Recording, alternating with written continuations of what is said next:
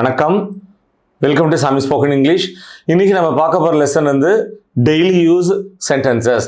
Number 1, உன்னோட சாப்பாடு ஆறின்னு இருக்கு, உன்னோட சாப்பாடு ஆறி போயின்னு இருக்கு. எப்படி சொல்லுவோம் இங்கிலீஷில்? Your food is getting cold, your food is getting cold. Next பாருங்க, உன்னோட சாப்பாடு ஆறி போயிடுத்து. இது எப்படி சொல்லலாம்? your food has gone cold, your food has gone cold. அடுத்தது மற்றவங்களை பார்த்து சொல்லுவோம், சாப்பாடு ஆறதுக்கு முன்னாடி சாப்பிடு. எப்படி சொல்றது? have your food before it goes cold, have your food before it goes cold. Next பார்க்கலாம், டாக்டர்கிட்ட போவோம், உங்களுக்கு என்ன பண்றதுன்னு கேட்பாங்க. அப்ப என்ன சொல்லுவோம்? எனக்கு பசியும் இல்லை, தூக்கமும் வரமாட்டேங்கிறது சொல்லுவோமா? இது எப்படி சொல்லுவோம் இங்கிலீஷ்ல? I am suffering from loss of appetite and insomnia. I am suffering from loss of appetite and insomnia. நல்லா கவனிங்க, appetite அப்படின்னா பசி, இன்சோம்னியானா தூக்கம் வராத ஒரு நிலை. அதே மாதிரி சுத்தமா பசி எடுக்கல, அந்த வியாதிக்கு பேரு ஆனோரெக்சியா. பசி சுத்தமா எடுக்கலன்னா அது என்ன சொல்றோம் இங்கிலீஷ்ல? ஆனோரெக்சியா அப்படின்னு சொல்றோம். நம்பர் 2, வௌவால்கள் வந்து தலைகீழா தொங்கிட்டு இருக்கு. Bats hang upside down, bats hang upside down. நல்லா கவனிங்க, பேட்ஸ்னா வௌவால், ஹேங்னா தொங்குறது, அப்சைட் டவுன்னா தலைகீழ. நீ அந்த போட்டோவை தலைகீழ தொங்க விட்டுருக்க. You have hung the photo upside down, you have hung the photo upside down. இந்த வாக்கியம் எதுல இருக்கு? பிரசன்ட் பெர்ஃபெக்ட்ல இருக்கு. நெக்ஸ்ட் பார்க்கலாம், திடீர்னு வந்த அப்படி ஒரு பணம், திடீர்னு அவனுக்கு கிடைச்ச அப்படி ஒரு செல்வம் அவனுடைய வாழ்க்கையை தலைகீழா புரட்டி போட்டுடுது. such a sudden wealth has turned his life upside down, such a sudden wealth has turned his life upside down. Next பார்க்க போறோம், நம்பர் 3, உங்களுக்கு களைப்பாகுதா? எப்படி கேட்கலாம் இங்கிலீஷ்ல? are you getting tired, are you getting tired? நீங்க களைப்பாயிட்டீங்களா? have you got tired, have you got tired? So கவனிச்சு பார்த்தீங்கன்னா அந்த வாக்கியம் வந்து எதில் இருக்கு? ப்ரெசன்ட் பர்ஃபெக்ட்ல இருக்கு. நெக்ஸ்ட் என்ன பார்க்க போறோம்?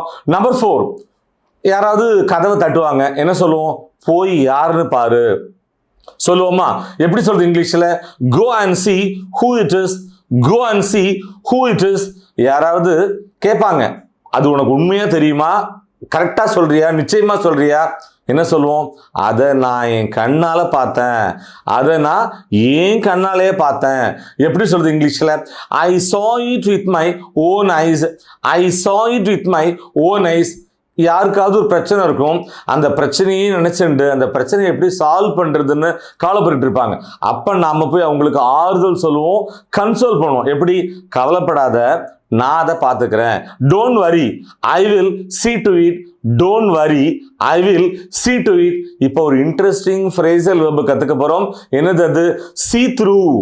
see throughனா ஒருத்தர் வந்து நம்மள்ட்ட என்ன நோக்கத்தோட பழகிறாங்க, நல்ல நோக்கமா கெட்ட நோக்கமா, அவங்க மனசுக்குள்ள என்ன இருக்குன்னு அவங்களுடைய உண்மையான முகத்தை கண்டுபிடிக்கிறத, நம்மள்ட்ட பழகும் போதே அவங்க என்ன நோக்கத்துக்காக பழகிறாங்கிறத நம்ம ஆராய்ச்சி பண்ணி கண்டுபிடிக்கிறது தான் நம்ம see throughன்னு சொல்றோம். லெட்ஸ் an எக்ஸாம்பிள், அவனுடைய கபட நாடகத்தை, அவனுடைய போலித்தனத்தை என்னால கண்டுபிடிக்க முடியல. I couldn't see through his hypocrisy, I couldn't see through his hypocrisy, I couldn't see through his hypocrisy. Next பார்க்க போறோம். நெக்ஸ்ட் என்ன? நம்பர் 5, கார்ல பக்கத்து சீட்ல ஒருத்தர் உட்காந்துருப்பாங்க, சீட் பெல்ட் போடாம. என்ன பண்ணும்? அலாம் அடிக்கும், பீப் அடிக்கும். அப்ப என்ன பண்ணுவோம்? சீட் பெல்ட்டை போட்டுக்கோ. எப்படி சொல்லலாம்? 2 விதமா, fasten your seat belt, fasten your seat belt. வேற எப்படி சொல்லலாம்? do up your seat belt, do up your seat belt. சரி, கார் நின்னோடனே நீங்க இப்ப என்ன பண்ணலாம்? உங்களோட சீட் பெல்ட்டை ரிமூவ் பண்ணிக்கலாம். எப்படி சொல்றது? ஃபாசன்னா கட்டிக்கிறது, அதோட ஆப்போசிட் என்ன? அன்ஃபாசன். அப்ப சீட் பெல்ட்டை கழட்டுங்க, எடுத்துருங்க, ரிமூவ் பண்ணிடுங்க. எப்படி சொல்றது? Unfasten your seat belt, unfasten your seat belt, அல்லது undo your seat belt, undo your seat belt. So இந்த லெசனோட லாஸ்ட் லெக் வந்துட்டோம். நம்பர் 6, பொறுமைக்கு பேஷன்ஸ். நமக்கு ஆல்ரெடி தெரியும், பொறுமையின்மைக்கு impatience. இந்த 2 வேர்டு நம்ம ஏற்கனவே கத்துட்டு இருக்கோம். ஸோ இந்த 2 வேர்டையும் பயன்படுத்தி வாக்கியங்கள் பார்க்கலாம். முடிஞ்ச வரைக்கும் நான் பொறுமையா இருக்கேன். எப்படி சொல்லலாம் இங்கிலீஷ்ல? I am as patient as possible, I am as patient as possible. ஒரு ஒரு பொறுமையோட எல்லைக்கு வந்துட்டோம்னா என்ன சொல்லுவோம், இனிமேலும் இதை என்னால் பொறுத்துக்க முடியாது. எப்படி சொல்லலாம் இங்கிலீஷில், I can't stand it anymore, I can't stand it anymore. So anymore இந்த ஃப்ரேஸுக்கு இனிமேலும்னு அர்த்தம். My dear viewers, daily use sentences இந்த லெசன் உங்களுக்கு ரொம்பவே ஹெல்ப்ஃபுல்லாக இருந்திருக்கும்னு நாங்கள் நம்புகிறோம். மீண்டும் அடுத்த பாடத்தில் சந்திப்போம். தேங்க்யூ.